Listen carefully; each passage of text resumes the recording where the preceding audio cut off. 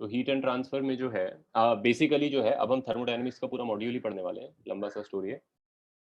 तो I guess I can call it thermal physics, जिसमें कि मल्टीपल चैप्टर्स हैं। हम लोग हीट ट्रांसफर से चालू करेंगे और उसके बाद इसमें 2-3 छोटे छोटे चैप्टर्स होते हैं, कैलोरीमेट्री, एक्सपेंशन। उसके बाद एक थोड़ा बड़ा चैप्टर होता है केटीजी, ये तुम केमिस्ट्री में पढ़ते हो, और उसके बाद लॉस ऑफ थर्मोडायनेमिक्स होता है, ये भी तुम केमिस्ट्री में पढ़ते हो। ठीक है, so there are like 5 chapters, if you want to call them chapters. Some of them are long. This is long. Heat transfer is long. KTG is not so long, short, and these two are basically very small. Can be done in a single lecture types. ठीक है, heat transfer तुम इधर ही पढ़ते हो, chemistry में तुम नहीं पढ़ते हो। एक्सपेंशन प्रॉब्ली तुम केमिस्ट्री में नहीं पढ़ते हो। कैलोरीमेट्री तुम उधर पढ़ते हो, केटीजी तुम उधर पढ़ते हो। आई डोंट नो कैलोरीमेट्री पढ़ते हो नहीं पढ़ते हो, पढ़ते होगे। केटीजी उधर पढ़ते हो और लॉज ऑफ थर्मोडायनेमिक्स भी उधर पढ़ते हो। ठीक है, लॉज ऑफ थर्मोडायनेमिक्स जब तुम उधर पढ़ते हो तो उधर तुम और कंटेंट अमाउंट में ज्यादा पढ़ते हो, बहुत सारे ऐसे टर्म्स तुम पढ़ते हो, बहुत सारे different ways of accounting for heat loss and heat gain, Gibbs free energy, Helmholtz energy, free energy, ये सारी चीजें तुम डिटेल में पढ़ते हो, which helps you basically balance the cheque book in a sense कि भाई जो हुआ वो हुआ क्या, किसको मिला किसको नहीं मिला। तो वो अलग अलग तरीके हैं एनर्जी को बैलेंस करने के, तो उधर ज्यादा फोकस उस पर रहता है, क्योंकि chemistry is about balancing the details of a chemical reaction.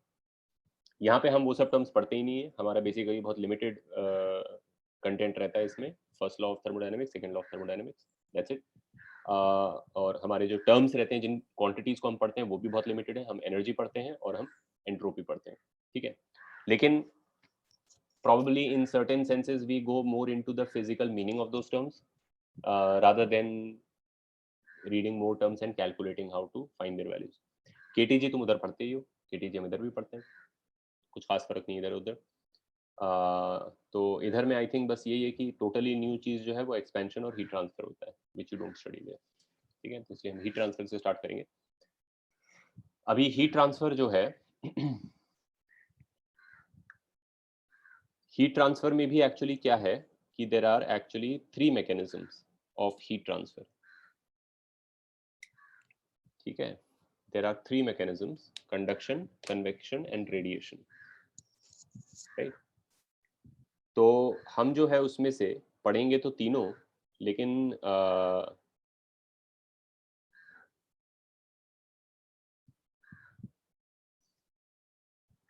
the first one is conduction, which we will start with. The second is convection, and the third is radiation.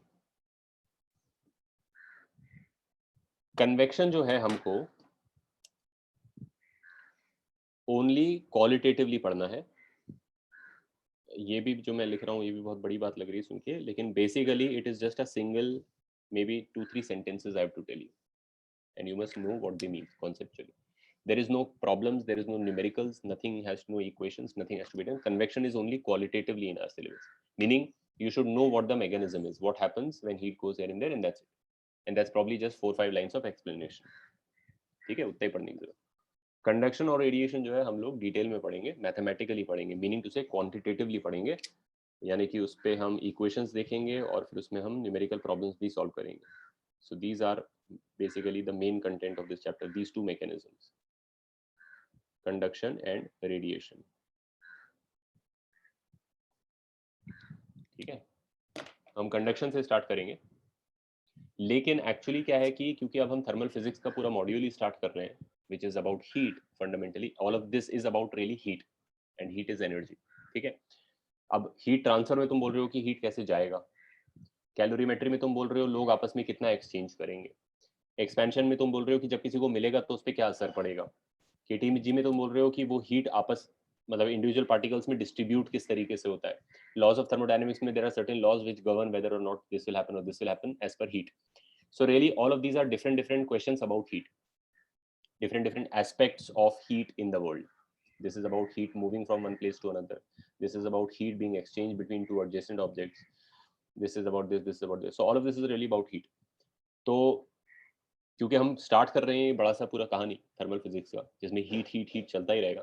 तो इसीलिए पहले मैं ये एक्सप्लेन कर देता हूँ क्विकली कि heat जो है वो क्या चीज़ है, ठीक है, so that you have a clear image in your head कि हीट हम किस चीज़ को बोलते हैं।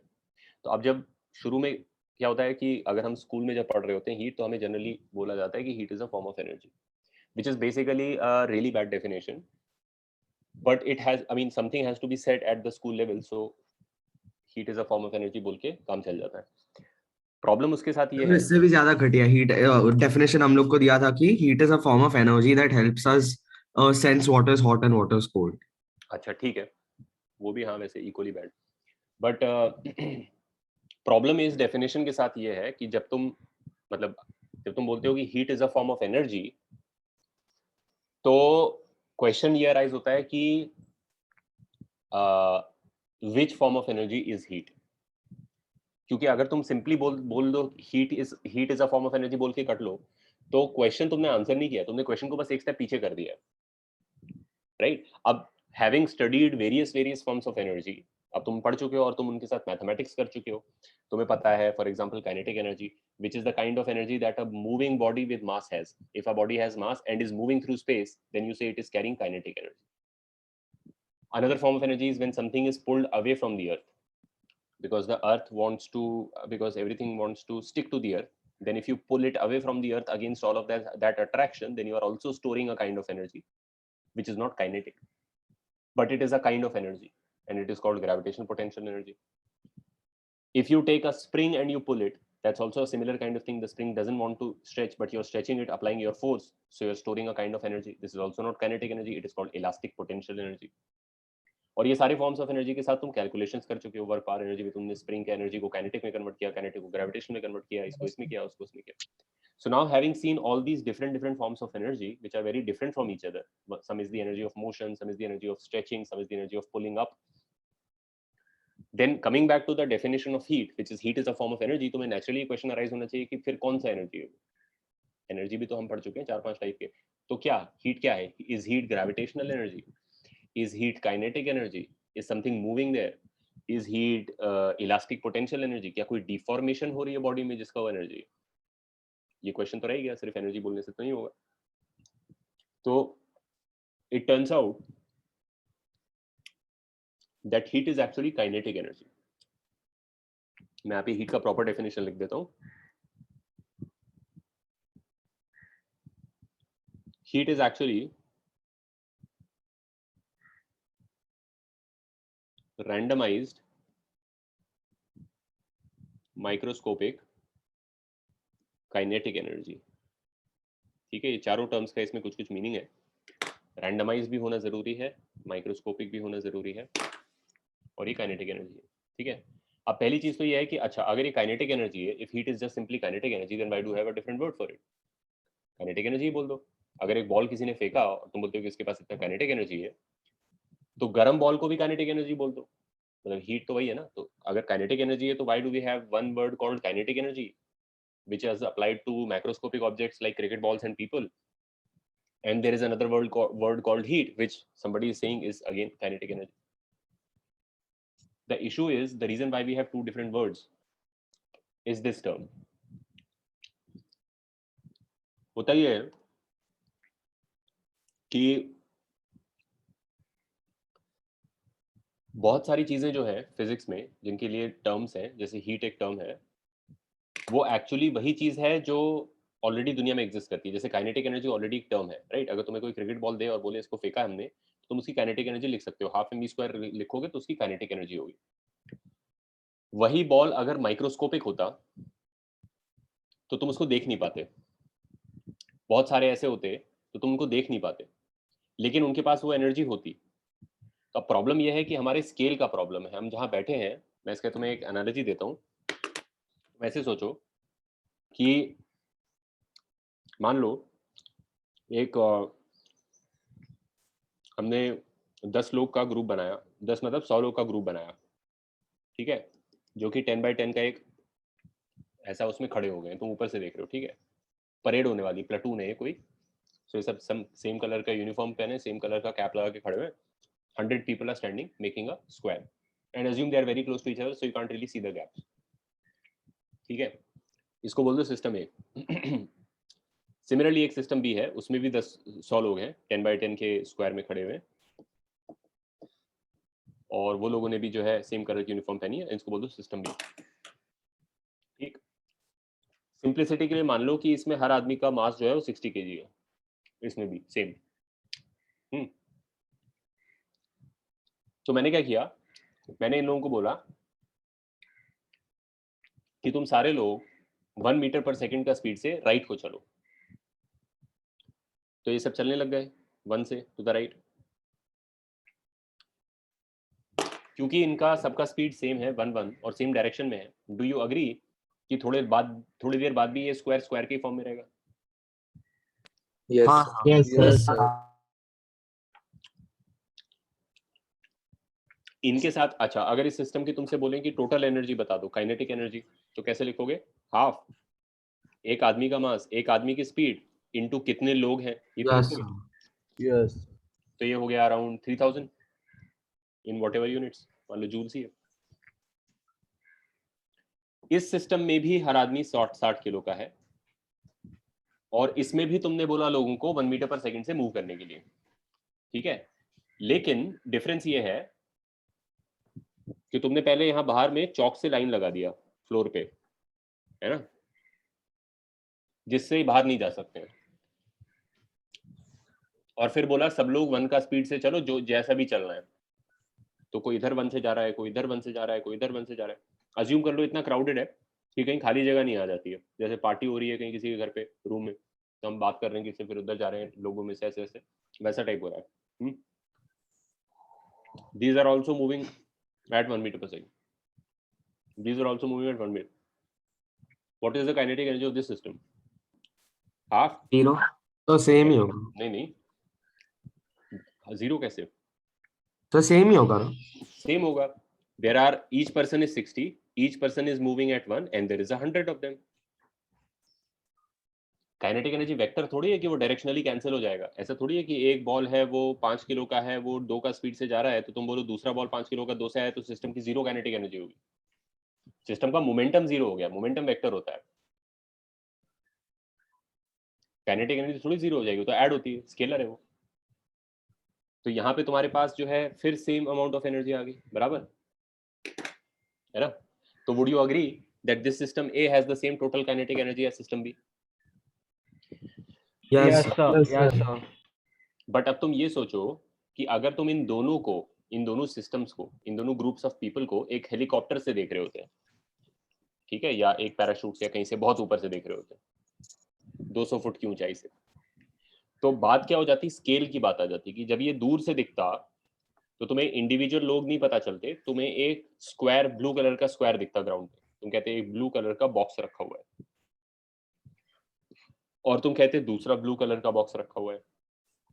लेकिन क्योंकि इसमें सबकी सेम डायरेक्शन में वेलोसिटी है, सेम मैग्नीट्यूड की, which is called systematic kinetic energy. Systematic का मतलब होता है कि सबकी आइडेंटिकल है, सिस्टम वाइड एक ही वैल्यू है, which is the opposite of randomized. ये रैंडमाइज्ड काइनेटिक एनर्जी, समझ रहे हो क्यों? ये सिस्टमैटिक काइनेटिक एनर्जी. तो इस वाले को जब तुम ऊपर से देखते हैं हेलीकॉप्टर में से, तो तुम्हें एक ब्लू कलर का बॉक्स जो है 1 मीटर पर सेकंड का स्पीड से जाता हुआ दिखता, तो तुम कहते हैं अरे ब्लू डब्बा जा रहा है, राइट. बट ये जो दूसरा ब्लू बॉक्स है, this also would look like a blue box to you, but when you are looking at it you would not see it go anywhere, yet it has the same total energy as this.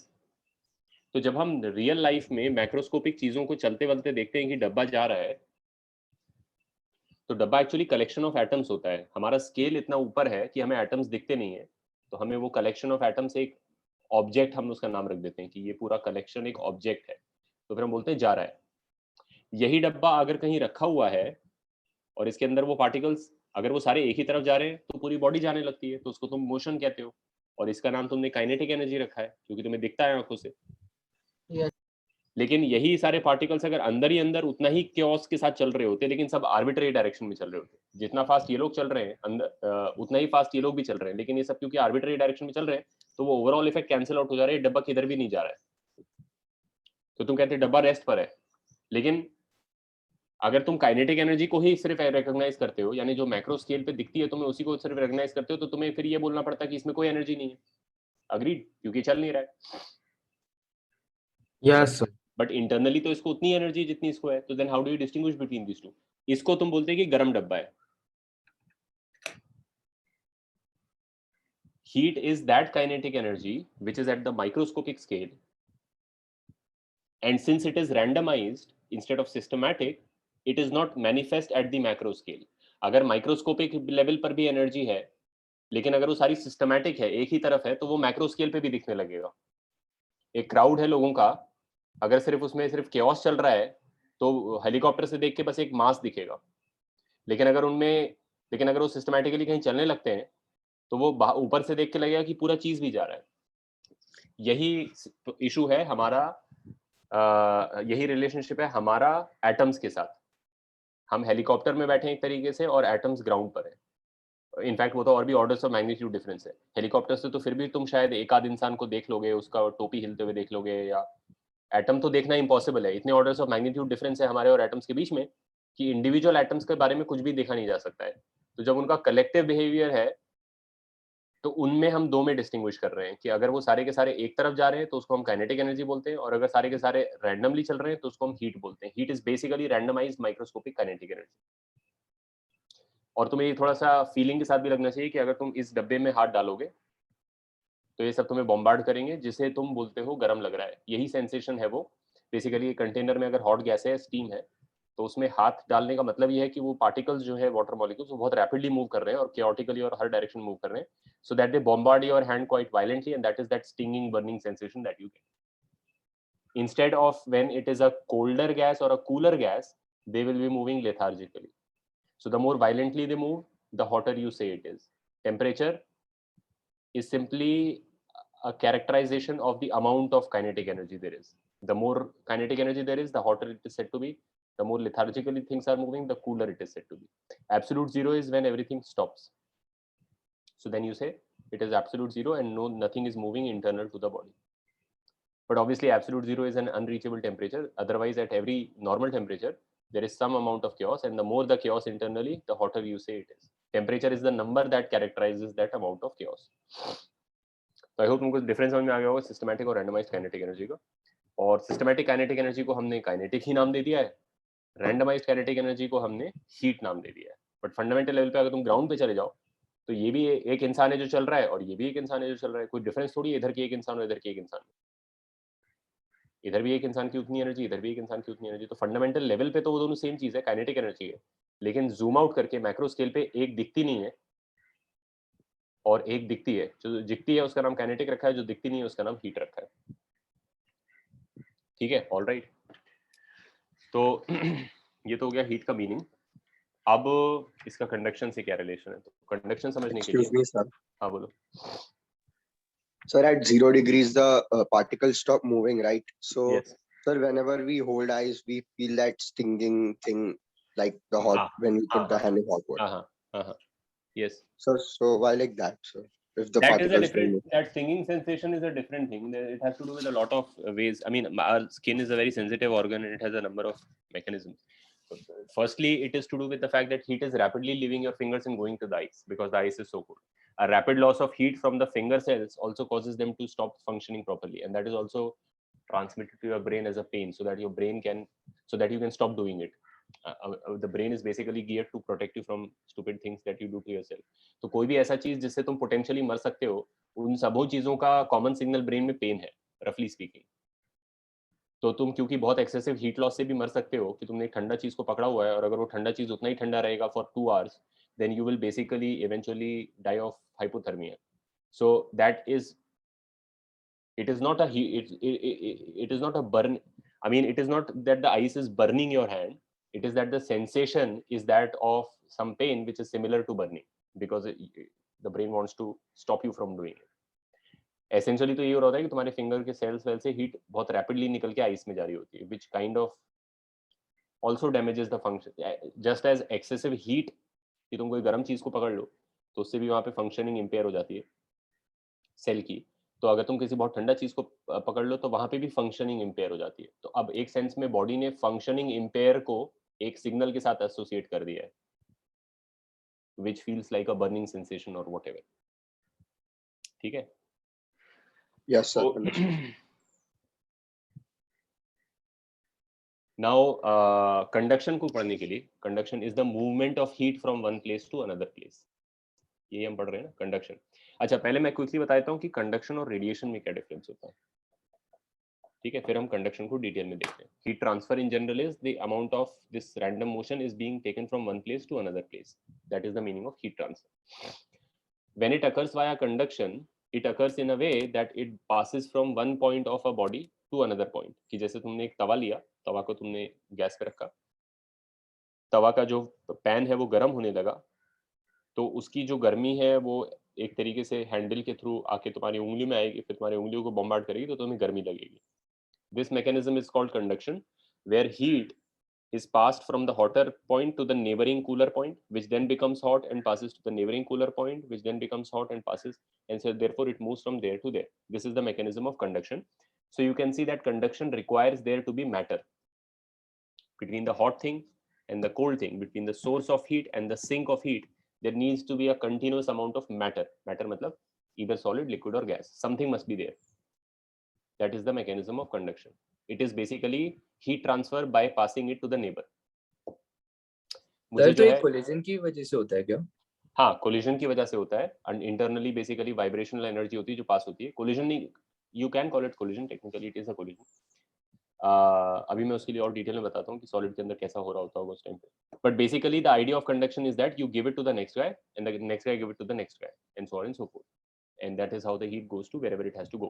It's basically like saying if I have to pass a pen और मैं class में आगे बैठा हूँ और मेरा friend जो है क्लास में सबसे पीछे बैठा है, तो conduction would be I give it to the guy behind me, who gives it to the girl behind him, who gives it to the guy behind her, and so on and so forth, till वो pen करते करते last वाले बंदे के हाथ में पहुंच गया। ये हो गया कंडक्शन का मैकेनिज्म। इसके लिए मेरे और उसके बीच में लोग होने चाहिए, वो मीडियम है, मैं तभी बाजू वाले को दे सकता हूँ जब उधर कोई है। रेडिएशन जब होता है तो वो एक्चुअली होता है because when a thing heats up, जब कोई चीज गर्म हो जाता है, गर्म होने का मतलब अब तुम समझते हो, गर्म हो गया मतलब उसमें इंटरनली ज्यादा क्योस हो गया, ऐसा ऐसा हो रहा है। ठीक है, तो ये जो ये क्योस होने लगता है उसके अंदर एटम्स में, उससे दो चीज होता है। एक तो ये होगा कि अगर उसके बाजू में कोई ठंडा चीज है जिसमें कम क्योस है, तो ये जब चीज गर्म हो जाएगा तो ये क्योस उसको पास कर देगा, तो ये तो कंडक्शन का मैकेनिज्म हो गया, right. At the same time मान लो कि वो बहुत गर्म हो गया लेकिन उसके बाजू में कुछ नहीं है, वैक्यूम है, ठीक है, कोई गैस भी नहीं है, कुछ लिक्विड भी नहीं है, कुछ सॉलिड नहीं, तो ये जो उसका क्योस हो रखा है ये वो किसी को हैंड ओवर तो कर नहीं सकता, बाजू में कोई है ही नहीं लेने के लिए। लेकिन what also happens at the same time is that these atoms, because they are charged particles, they have plus sign, minus sign on them, as they oscillate wildly, they also produce electromagnetic waves in vacuum. In a sense, vacuum is like the surface of a pond, and these things are like small Ripple. raindrops or whatever falling, and they produce ripples in a pond. The pond is not a physical pond, there is nothing there, it's a completely empty space, yet EM waves can be generated when atoms are vibrating wildly. I mean, not can be, they always are. So whenever atoms are vibrating, they produce electromagnetic waves which go away, and that is also a loss of energy. That is also a mechanism of heat transfer. So if this is the sun and this is the earth, then between the earth and the sun, you know that there is hardly any matter. Most of it is empty space. So the sun being a hotter body will basically produce electromagnetic waves like ripples on a pond, which travel and get to the earth. Once they get on the earth, then of course there's a lot of stuff going on because there's the atmosphere. So as the atmosphere top starts to heat up, then there is internally conduction in the gas. As it reaches the surface, then there is conduction in the rock and water and so on. So everything goes together. But the point is, radiation is basically via EM waves through empty space. They can also go through matter. Gas में भी चलता है EM wave, liquid में भी चलता है, लेकिन वो उसका रिक्वायरमेंट नहीं है, वो है वहां पर तो उसमें से भी चला जाएगा, लेकिन टेक्निकली उसको कोई मीडियम नहीं चाहिए होता है, वो एम्प्टी स्पेस में जाने के लिए केपेबल होता है। तो मेरी एनालॉजी जो थी जिसमें मैं कंडक्शन को दिखा रहा था by giving the pen to the next guy, giving the pen to the next and so on, radiation would be बीच में कोई नहीं चाहिए, पूरी खाली क्लास है, मैं सीधे फेंका पेन और वो हवा में उड़ता हुआ उसके हाथ में चला गया। That is in a sense what radiation is. It's only the sender of the heat and the receiver of the heat. Nobody else is needed because the EM waves will take the energy. ठीक है, तो ये तो इन दोनों में difference है। Radiation हम detail में पढ़ेंगे तब पढ़ेंगे। सर तो एक डाउट हाँ। था, बोलो। जो सन से हीट जो हीट आती है वो रेडिएशन से ही आती है ना? हाँ, प्राइमरीली रेडिएशन से आ रही है क्योंकि सन और हमारे बीच में बेयरली एनी गैस है। कुछ कुछ जगहों पे कुछ चंक्स ऑफ गैस होंगे, but most of that huge distance is empty space, vacuum. तो सन रेडिएट कर रहा है, सन एक मैसिव स्टार है जो कॉन्स्टेंटली रेडिएट कर रहा है हर डायरेक्शन में। उसमें हम भी एक छोटा सा डेस्टिनेशन है एक डायरेक्शन में, तो बहुत सारा जो वेव रेडिएट हो रहा है वो हमारे ऊपर भी आके गिरता रहता है। तो यहाँ तो मोस्टली एम्प्टी स्पेस से ही आ रहा होता है। ठीक है सर बट बीच में ओजोन लेयर और हेट्रोस्फीयर वो सब सब भी कुछ है, रहता थोड़ी स्केल पे वो सब कुछ नहीं है।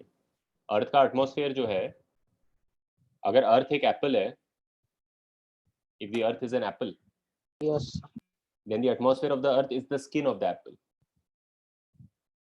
वो जो हेट्रोस्फीयर और जो बायोस्फीयर, मेसोस्फीयर, स्ट्रेटोस्फीयर है वो सब उसके अंदर है। अर्थ अगर एप्पल का साइज का है तो उसकी जो एटमॉस्फेयर है, the atmosphere is not some, the atmosphere is just a layer on the sphere which is the earth. Okay sir, got it. और अब तुम सोचो कि सन कहाँ है और कितना बड़ा है, तो अगर एप्पल है तो सन जो है प्रोबेबली पूना में है, राइट? Yes sir. तो वो जो पूरा डिस्टेंस है वो खाली है, और लास्ट में यहाँ पे एक पतला सा स्किन है एप्पल का जो गैस है। Otherwise it's mostly just empty space, completely empty. मतलब ऑब्वियसली ऐसा नहीं है, यूनिवर्स में जहाँ एम्प्टी स्पेस भी होता है वहाँ पे भी बीच बीच में हाइड्रोजन हीलियम के क्लाउड्स होते हैं और डस्ट पार्टिकल्स होते हैं, but it's like that density is nothing compare to like for example atmospheric density, so you can pretty much say that it's empty space. अब मैं आ जाता हूँ quickly on the how, I mean just some detail on how the conduction would proceed in a solid. ठीक है, और ये हम आज करके फिर खत्म करेंगे, फिर नेक्स्ट टाइम जो है इसका मैथमेटिकल स्ट्रक्चर डिस्कस करेंगे। तो to understand how conduction would proceed in a, वैसे तो कंडक्शन तीनों स्टेट ऑफ मैटर में होता है। गैसेस भी कंडक्ट करते हैं। अगर गैस है, एक कॉलम ऑफ गैस है, तुमने उसके नीचे हॉट प्लेट चालू कर दिया, तो पहले ये वाला गैस गर्म हो जाएगा, फिर जब ये गर्म हो जाएगा तो ये बाजू वाले को गर्म करेगा। तो इस तरीके से कंडक्शन के थ्रू, गैस में कन्वेक्शन भी होता है, वो एक अलग मैकेनिज्म है, लेकिन कंडक्शन के थ्रू हीट गैस में फैलती है। लिक्विड है तो वो तो होता ही है, चाय बना रहे हो तुम, पहले नीचे गर्म होती है फिर ऊपर आती है, फिर ऊपर भी सरफेस भी बॉयल होने लगता है, चाय के थ्रू भी कंडक्शन होती है। सॉलिड में तो होता ही है, तो take a iron rod, put it in a furnace and immediately, almost immediately this will become hot and you can't hold it any longer. So conduction proceeds in all three states of matter. हम लोग mostly conduction पढ़ेंगे for solids. ठीक है, mainly हम जो पढ़ रहे हैं यहाँ पर वो सॉलिड स्टेट के अंदर जो कंडक्शन होता है तो वो पढ़ रहे हैं। तो इसके लिए to have a clearer picture of what's going on inside, we need what is called a model.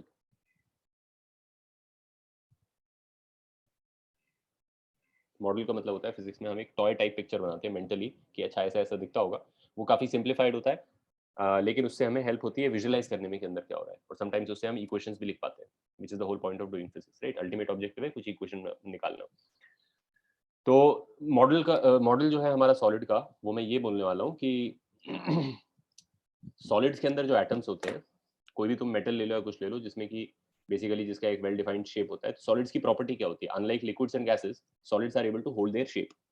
Even the softest solid, you have to understand the difference between being able to hold your shape and being soft. They are not necessarily the same thing. Sponge is very soft, but it's also able to hold its shape. Sponge का एक अगर एक sponge का cube तुम table पे रख दोगे तो ऐसा नहीं कि वो मेल्ट हो जाएगा या कुछ हो जाएगा. It is perfectly capable of keeping its shape, but yet it is also easily squeezable in all possible ways, right? तो सॉलिड्स का फीचर जो है फंडामेंटल वो है कि वो अपना शेप मेंटेन रख सकते हैं.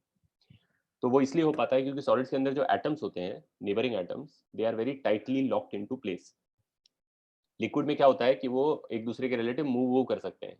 तो तुम इमेजिन कर सकते हो कि मार्बल है, कंचा जो होता है मार्बल, वैसे मार्बल है जो बेसिकली मैं जिसको एटम बोल रहा हूँ, एक और मार्बल है, तो ऐसे कलेक्शन ऑफ मेनी मार्बल्स हैं. तो in a gas, the difference between gas, liquid and solid is that in a gas the marbles are very far from each other and they are just moving around randomly, and sometimes they hit the other guy and they deflect, but mostly it is empty space and there are a few marbles here, there, here. That's a gas. That's not a gas, that's a model for a gas. It's a simplified picture of a gas. ठीक है. Liquid के लिए क्या करो, थोड़ा इनको पास में रख लो, लेकिन अभी भी एकदम लॉक्ड इनटू प्लेस टाइप नहीं है, एक दूसरे पे ऐसे स्लाइड कर पा रहे हैं, ऐसा सोचो. तो उससे क्या होता है कि वो डेंस होता है लेकिन शेप नहीं होती उसको, ऐसे ऐसे कुछ भी शेप हो जाएगी, कंटेनर में से आ जाएगा बाहर. सॉलिड बनाने के लिए तुम्हें क्या करना पड़ेगा, एक तो मार्बल्स को पास में रखना पड़ेगा first of all. Solids are dense, but also you must prevent them from slipping around each other ना, ऐसे करके, नहीं तो फिर वो तो लिक्विड ही है।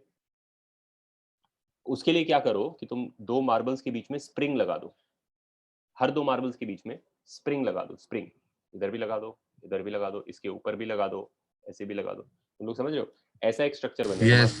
मान लो तुम एक टेबल का कोना को अगर जूम करके देखो और मेरा वाला मॉडल से जाओ, तो when you zoom into this corner you should find that it's a collection of these marbles which are basically playing the role of atoms, and they are connected to their neighbors via springs. देखो actual में उसके अंदर springs थोड़ी हैं, actual में उधर खाली जगह है। सॉलिड्स भी मोस्टली एम्प्टी स्पेस ही होता है, गैस जितना एम्प्टी स्पेस नहीं होता, बट मोस्टली तो एम्प्टी स्पेस ही होता है, क्योंकि एटम भी मोस्टली एम्प्टी स्पेस होती है। तो बाजू वाले एटम्स के बीच में एक्चुअली कुछ है नहीं उधर। This is just a way of imagining what the forces are like. तो होता यह है कि जो इनके बीच में फोर्सेस हैं, समझ गया ना तुम लोग? अब आगे बढ़ाने की जरूरत नहीं, इस टाइप का स्ट्रक्चर बनेगा, 3D ग्रिड बनेगा जिसमें कई सारे मार्बल्स हैं और वो नेबर्स के साथ स्प्रिंग से अटैच्ड है। और ये तो कॉर्नर तुम देख रहे हो, तो कॉर्नर में तो एक तुम्हें अलग से दिख रहा है जिसके जो कि लास्ट है प्रॉब्ली एटम। इन जनरल अंदर बल्क में बीच में कहीं कोई एटम जो होगा उसके 6 नेबर्स होंगे रफली speaking, north south east west, एक ऊपर और एक नीचे, और सबसे वो एक स्प्रिंग से अटैच्ड होगा। तो इससे वो लॉक्ड इन प्लेस हो गया। अगर तुम उसको थोड़ा सा इधर करोगे तो ये स्प्रिंग कंप्रेस हो जाएगी, धक्का मारेगी वापस, वो खिंच जाएगी, वापस खींचेगी, किधर किधर भी उसको अगर पुश करेंगे ज्यादा तो उसकी वापस आने की टेंडेंसी होगी। और ये tendency on a global scale is what leads to the solid being able to keep its shape. कि तुम लोकली थोड़ा सा कर भी दो डिफॉर्म, स्केल को थोड़ा ट्विस्ट भी कर दो, लेकिन छोड़ोगे तो अंदर अंदर लोकली वो जो एटम्स अपने अपनी जगहों से ऐसे ऐसे हुए थे वो सब वापस आएंगे, तो सारा पूरा ओवरऑल मैक्रो बॉडी भी शेप रिगेन कर लेगा। स्प्रिंग्स जो है वो केवल मॉडल में है, याद रखना ये मॉडल है, this is you are just making a toy version of a real solid. Springs actually कुछ नहीं है। Springs basically are playing the role of the inter atomic forces. Actual solid के अंदर दो नेबरिंग एटम्स के बीच में खाली जगह होती है, कुछ नहीं होता उधर, एम्प्टी स्पेस होता है, और काफी दूर भी होते हैं वो, अपने साइज के हिसाब से काफी दूरी होते हैं वो। तो mostly it is just empty space and there is a small nucleus here and a small nucleus here. But उनके बीच में जो फोर्सेस हैं, जो इलेक्ट्रिकल फोर्सेस हैं, वो इस तरीके के हैं कि अगर उनको ज्यादा पास में लाते हैं तो वो रिपेल करते हैं, और अगर उनको दूर करते हैं तो वो अट्रैक्ट करते हैं। अब इस टाइप का फोर्स तुम्हें पता है स्प्रिंग में होता है, खींचो तो वापस खींचेगा, दबाओ तो धक्का मारेगा। तो हमने क्या किया है, जो मॉडल बनाया है, जो पिक्चर बनाया है, मेंटल पिक्चर, उसमें हमने इस फोर्स को रिप्रेजेंट करने के लिए, क्योंकि इस फोर्स का नेचर वही है, हमने स्प्रिंग लगा दी है। इससे क्या हो गया कि अब ये पूरा मेरे दिमाग में क्लियर इमेज हो गया कि अंदर से ऐसा दिखता होगा। और ये मॉडल जो है ना केवल इस चैप्टर के लिए यूजफुल रहेगा तुम्हें कंडक्शन स्टडी करने के लिए, बट आगे जब तुम इलास्टिसिटी वगैरह पढ़ोगे, डिफॉर्मेशन इन सॉलिड्स, तो वहां पर भी तुम ये पिक्चर यूज करोगे मेंटली कि अच्छा इसलिए डिफॉर्म हो रहा है, इसलिए फिर रीगेन कर रहा है shape, so on and so fourth. ठीक है, आई होप तुम लोगों को सबको क्लियर हुआ होगा इसका क्या मतलब है। सर ठीक है, हाँ सर तो मतलब ऐसा कह सकते हैं कि एक बार वो रेडिएशन से दूसरे एटम को मतलब हीट ट्रांसफर कर रहा होगा, क्योंकि गैप है ना, तो कंडक्शन तो नहीं हो पाएगा। हाँ सपोज इधर ठीक है ठीक है, समझ गया मैं तुम क्या कह रहे हो। बेसिकली बात वही है। ये क्वेश्चन अच्छा है, लेकिन अभी इसमें जाना नहीं चाहिए, क्योंकि फिर हम मेन पॉइंट से थोड़ा सा उधर चले जाएंगे। But the point you are making is a valid point.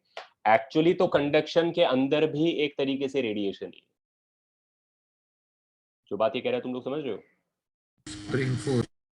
क्योंकि internal to the structure, when you say the guy gave it to the neighboring guy, he doesn't actually physically hit the atom.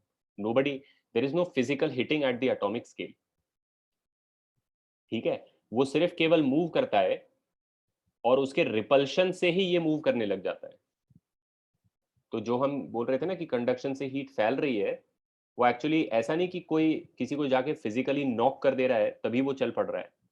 यहाँ पे ये है कि ये बिल्कुल एक fix distance पर है, जैसे ही थोड़ा भी आगे बढ़ता है तो यहाँ रिपल्शन बढ़ जाती है, और रिपल्शन बढ़ते ही ये थोड़ा सा मूव करता है, इसके थोड़ा ही बढ़ते से उधर से रिपल्शन बढ़ जाती है, तो वो इफेक्ट आगे चली जाती है। It's like a domino effect where the dominoes are magnetized. तुम लोग समझ रहे हो? यस ऐसा नहीं कि उसको सीधे उस पर ठोकने की जरूरत है तभी वो गिरेगा। जैसे ये थोड़ा डोमिनो गिरता है, उसके मैग्नेटिक रिपल्शन से वो डोमिनो गिरता है, उसके मैग्नेटिक रिपल्शन से वो डोमिनो गिरता है, इस तरीके से। तो even conduction is actually propagating through empty space. Atom atom के बीच में खाली जगह ही है, स्ट्रिक्टली स्पीकिंग ये भी एम्प्टी स्पेस के थ्रू ही जा रहा है, बट हमने मैक्रो लेवल पे इसको कंडक्शन बोला है। और अगर बीच में एटम्स ही नहीं होते और सीधे तुम यहाँ से वहां भेज रहे होते तो हम उसको रेडिएशन बोलते। ओके सर, समझ गया। ठीक है ना? तो आज यहीं पे खत्म करते हैं। नेक्स्ट टाइम फिर हम इसको यूज करके देखेंगे कि कंडक्शन कैसे हो रहा है, और फिर हम उसकी इक्वेशन लिखेंगे कि to basically be able to measure कि कितना कंडक्शन हो रहा है, कितनी हीट जा रही है, और फिर उस पर प्रॉब्लम्स करेंगे। इस चैप्टर में बेसिकली एक ही इक्वेशन है, लेकिन इसमें पहले कॉन्सेप्चुअली काफी कुछ है to get to that stage before you can write the equation and solve it. Otherwise the equation is just one equation and that is all the mathematics in this chapter. ठीक है, any other question?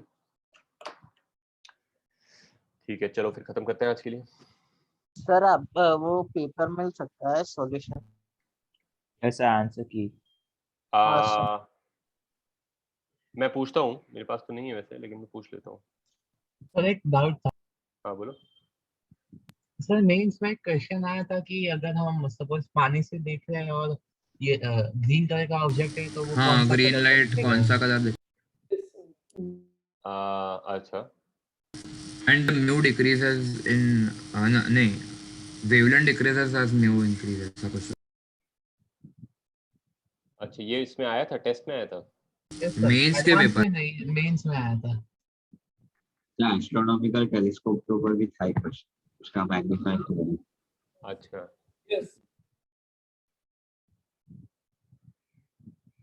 ठीक है, चलो देखते हैं उनका क्या करना है। वैसे तो ये म्यू वाला जो तुम बोल रहे हो, वेवलेंथ वाला, ये तो अभी हमने आज देखा है, डिस्पर्जन से रिलेटेड है। Yes sir. ठीक है। सर एक डाउट था हम्म। सर, मैकेनिक्स का है। तो सर क्वेश्चन था कि which of the following is always true. Hmm. Sir तो दिया है कि D V by D T is equal to D A by D T का मॉड, और वी में मॉड लगा है। हाँ। सर ये आप प्रूव कर सकते हो क्या कि ये क्यों ट्रू होगा हमेशा? फिर से बोलो एक बार। D V by D T हम्म। और वी में मॉड है हम्म। Is equal to D A by D T whole mod. अच्छा, हाँ बेसिकली स्पीड का rate of change is acceleration का रेट ऑफ चेंज का मैग्नीट्यूड। Yes sir. ठीक है, बहुत सारे तरीके प्रूव करने के, लेकिन मैं कॉन्सेप्चुअली सोचता हूँ। वैसे तो अदरवाइज तुम ले सकते हो कि भाई position, let the position of the particle. हाँ सर, इसको कुछ डॉट प्रोडक्ट से किया था सर ने, हाँ, तो मेरे को समझ आया नहीं। तुम पोजीशन ऑफ द पार्टिकल, कोई पर्टिकुलर मोशन दिया हुआ है इसमें कि सर्कुलर मोशन या कुछ नहीं है जनरली? नहीं, ऑलवेज ट्रू का है, पर क्वेश्चन सर्कुलर मोशन में था। क्वेश्चन सर्कुलर मोशन में था। हाँ हाँ, तो पर भाई तो सर्कुलर मोशन के बारे में ही है ना बेसिकली। हाँ पर सर उसमें लिखा है कि ऑलवेज ट्रू हमेशा रहेगा, मतलब within the framework of circular for all नहीं कंडीशंस। For all conditions. नहीं, not for all types of motion. I can easily give you an exception where this will not be true, which is a non अच्छा circular motion. तो इसलिए मैं पूछ रहा हूँ, problem circular motion का है, तो उसमें फिर अगर वो बोल रहा है कि दिस इज ऑलवेज ट्रू, तो बेसिकली वो ये कहना चाह रहा है कि गिवन दैट की सर्कुलर मोशन हो रही है, हाँ फिर उसमें कुछ भी हो कि भाई कांस्टेंट वेलोसिटी हो, वेरिएबल वेलोसिटी हो, टेंजेंशियल एक्सेलरेशन हो, रेडियल हो, नहीं हो, ये हमेशा ट्रू है ना? अच्छा सर्कुलर ओके वाला सर। जो लॉजिक था वो प्रॉब्लम के स्टेटमेंट में था कि ये कि इस पार्ट के स्टेटमेंट में था? नहीं वो सर टेस्ट में आया था ये, और क्वेश्चन जो एग्जैक्ट था वो मैं आपको एक सेकंड बताता हूँ। सर क्वेश्चन था कि which of the following relations are always true, multiple और फिर करेक्ट। कुछ और अच्छा, आर ऑलवेज ट्रू, बस सर्कुलर कहाँ से आया फिर इसमें? सर क्योंकि जो टेस्ट था उसमें फिजिक्स का पोर्शन सर्कुलर का था, बस वही आना था। अच्छा, ये हिंट है तुम्हारा सर्कुलर के लिए, क्वेश्चन स्टेटमेंट हाँ में कुछ नहीं है? नहीं क्वेश्चन में कुछ नहीं। अच्छा, नहीं ठीक है, तो देख लेते हैं। मुझे नहीं लगता कि जनरली हर मोशन के लिए ट्रू होना चाहिए, बट फिर भी देख सकते हैं। एक तो ये है कि तुम बोलो कि भाई इसकी पोजीशन जो है, पार्टिकल की पोजीशन, अगर तुम लिखोगे तो मान लो है वो कि एक्स आई कैप प्लस वाई जे कैप प्लस जेड के कैप, है ना? तो तुम डी आर बाई हाँ डी टी से इसका वेलोसिटी लिख सकते हो, तो वो हो जाएगा d x by D t this plus d y by D t this plus d z by D t this. ये तो हो गया d r by D t which is velocity. फिर वेलोसिटी का मॉडुलस जो होगा इनका स्क्वायर का रूट होगा, हाँ फिर उसका तुम डेरिवेटिव ले रहे हो और उसको ए से तुम कंपेयर कर सकते हो। दूसरा तरीका ये होगा कि तुम ये बोलो डायरेक्टली, अगर मैं सर्कुलर मान के चलूँ फिलहाल के लिए, फिर देखते हैं। अगर मैं सर्कुलर मान के चलूँ तो सर्कुलर मोशन में तुम किसी भी जगह पर हो, तुम्हारी दो पॉसिबल एक्सेलरेशन हो सकती है। एक तो होती है क्योंकि सर्कुलर मोशन है, हाँ, और एक टेंजेंशियल हो जाएगी। सर्किल के सेंटर की तरफ तो तुम एक्सेलरेटेड ही होते हो, तो ए रेडियल तो तुम्हारा हमेशा ही होता है। यस, ए टेंजेंशियल हो भी सकता है, नहीं भी हो सकता है, डिपेंडिंग ऑन कि तुम्हारी स्पीड चेंज हो रही है नहीं हो रही है। अगर तुम्हारी स्पीड बढ़ रही है ऑन द सर्कल या कम हो रही है तो है, लेकिन अगर तुम यूनिफॉर्म रेट से सर्कुलर मोशन कर रहे हो तो इधर कोई एक्सेलरेशन नहीं होगी। हाँ सर। ठीक है, अब इधर तुमसे बोल रहा है कि तुम्हारा स्पीड किस रेट से चेंज हो रहा है। स्पीड तो एक्सेलरेशन ठीक है। टेंजेंशियल से हो रहा है। तो अगर मान लो, दोनों केस ले लो, अगर मान लो कि तुम्हारा स्पीड जो है वो चेंज नहीं हो रहा है, ठीक है, ट्रिवियल केस है, स्पीड अगर चेंज नहीं हो रही है तो ये टर्म जीरो है, हाँ, लेकिन एक्सेलरेशन जीरो नहीं है अभी, क्योंकि रेडियल एक्सेलरेशन तो है ही। Yes sir. लेकिन अगर स्पीड नहीं चेंज हो रही तो रेडियल एक्सेलरेशन कांस्टेंट है इन मैग्नीट्यूड, क्योंकि वो v² होता है, तो dA/dt तो जीरो ही है। तो उसका मॉड भी जीरो है। अब अगर वो नॉन जीरो है तो तुम्हारे पास ये चीज तो है, ये चीज बेसिकली तुम्हारा ये है, क्योंकि ये तो स्पीड का ही रेट ऑफ चेंज है, डायरेक्शन का रेट ऑफ चेंज तो वो वाला चीज होता हाँ सर। है ना। तो अगर तुम्हारा स्पीड का रेट ऑफ चेंज जो है, स्पीड का रेट ऑफ चेंज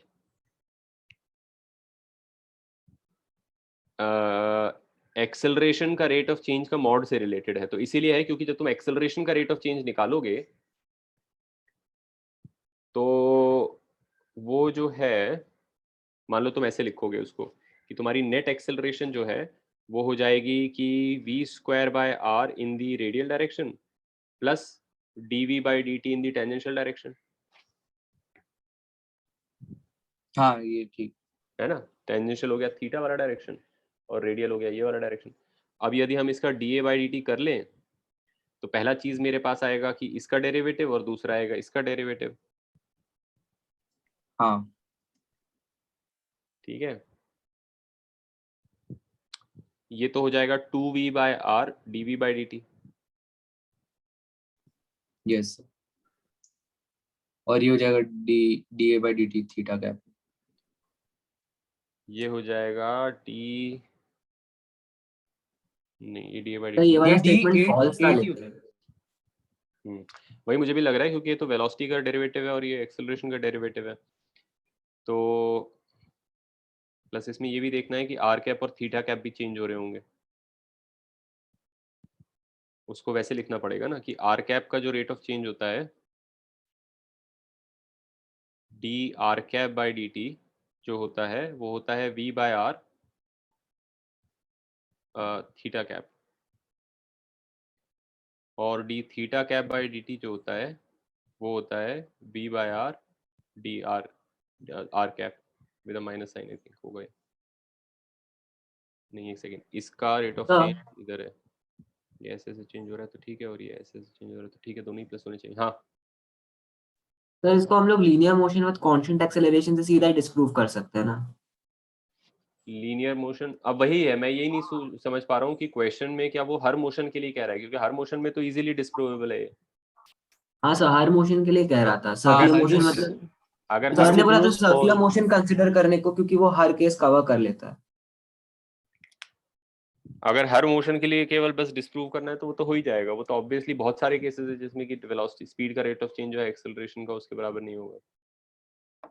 हाँ sir. So this statement is false only. लेकिन ये फॉल्स है जो आंसर की है, ऐसा नहीं हो सकता। ऐसा नहीं हो सकता। हाँ, आंसर की में हाँ ठीक है, तो फिर हो सकता है वो जनरल मोशन के लिए, फिर वो है कि भाई सारे मोशन में देख लो क्या कोई, अगर तुम एक भी ऐसा मोशन ढूंढ सकते हो, वो तो बहुत सारे मोशन हो सकते हैं जिसमें कि स्पीड का रेट ऑफ चेंज जो है एक्सेलरेशन का रेट ऑफ चेंज का मॉड के बराबर नहीं होगा। That's not very difficult to find. False था। इन जनरल नहीं होगा, बल्कि स्पीड का रेट ऑफ चेंज जो है वो एक्सेलरेशन के रेट ऑफ चेंज के मॉड के बराबर तो नहीं होगा। सर आप d mod v/dt is equal to a into v by mod v भी प्रूव कर सकते हो। d mod v/dt is equal to a into v by mod v। By mod v, ये क्या है, जनरल मोशन के लिए ये? सर ये उसी क्वेश्चन का सेम पार्ट क्वेश्चन। है। a डॉट v है सर। हाँ a dot v by mod v, मतलब कि एक्सेलरेशन का मैग्नीट्यूड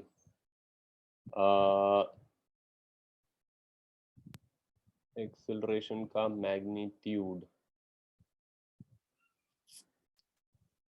वो एक हाँ और ठीक है, थीटा देगा ना। ये तो वैसे ही हो जाएगा ना डायरेक्टली। देखो a डॉट v जो है, मान लो पार्टिकल इस पाथ पे चल रहा है, ठीक है, तो करंटली वो यहाँ पर है, तो ये उसका वेलोसिटी वेक्टर है।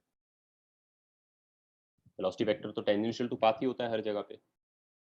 एक्सेलरेशन किधर भी हो सकती है, भाई कौन किसको इसको कहाँ से खींच रहा है उस पर डिपेंड करेगा। तो मान लो इस तरफ एक्सेलरेशन है, इस समय इसकी एक्सेलरेशन और वेलोसिटी में थीटा है, तो इसकी जो स्पीड का रेट ऑफ चेंज है वो तो एक्सेलरेशन के कॉस थीटा कंपोनेंट से ही आता होगा। Yes sir. ठीक है, और अगर तुम इस लाइन के अलोंग देखो कि कितनी एक्सेलरेशन है, तो स्ट्रेट लाइन टाइप हो जाएगा इस समय, तो वो तो a डॉट वी ही है, क्योंकि वो a कॉस थीटा है। लेकिन उसमें क्योंकि v भी आ जाएगा, इसलिए मॉड v से डिवाइड कर दिया ताकि डायरेक्शन उस तरफ आ जाए डॉट लेके, लेकिन वो उसका मॉड्यूलस नहीं है, सिर्फ a का कॉस थीटा है, राइट? Yes sir. जो हमारा v वेक्टर होता है उसकी दो चीजें होती हैं, एक उसका मॉड्यूलस होता है जो कि कितना बढ़ रहा है स्पीड और कितना कम हो रहा है, और एक इसका वेक्टर डायरेक्शन होता है कि कैसे टर्न कर रहा है, राइट? यहाँ पे तुमसे कौन से वाले के बारे में पूछ रहे हैं कि उसका मैग्नीट्यूड बढ़ कम किस रेट से रहा है, तो वो तो इसी लाइन के अलोंग जो एक्सेलरेशन होगी उसी से होगा चेंज। तो अगर तुम्हारी एक्सेलरेशन आर्बिट्ररी ए है तो उसका उधर कंपोनेंट ए थीटा आएगा। अब ए कॉस थीटा लेने के लिए कोई डायरेक्ट तरीका तो है नहीं, चाहिए तो मेरे को ए कॉस थीटा, लेकिन ए कॉस थीटा लेने के लिए तुम क्या कर रहे हो, ए का वी के साथ डॉट कर रहे हो, लेकिन अगर वी के साथ डॉट करोगे तो वी का मैग्नीट्यूड भी उसमें आ जाएगा, तुम्हें तो केवल ए कॉस थीटा चाहिए, तो इसीलिए वी के उसके साथ डिवाइड कर दिया। तो इससे बेसिकली ये टेक्निकली ये a dot v unit vector लिखा हुआ है, which is just a cos theta and that direction, है ना? And that is of course the rate of change of the speed. True है एकदम,